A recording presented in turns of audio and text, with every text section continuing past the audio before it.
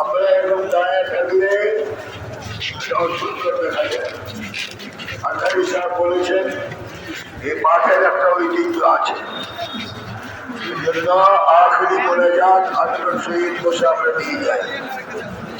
আমি আজ এই উপস্থিতিকে জিজ্ঞাসা করতে চাই, দীর্ঘ 17 বছর পর এই তাফসীরুল কুরআন মাহফিল এই মাঠে সংগঠিত হল। এই তাফসীর মাহফিল কি সামনে চলবে না চলবে না? আওয়াজ হবে না, চলবে না চলবে না? যে কোনো মূল্যে এই তাফসীরুল কুরআন মাহফিল চালাতে হবে। যারা বাধা সৃষ্টি করেছে আমরা তাদেরকে বলি, কোরআনকে বাধা দিয়ে দেখা যায় না। আগের চেয়ে এখন হাজার হাজার গুণ বেশি মানুষের উপস্থিতি কোরআন শোনার উদ্দেশ্যে।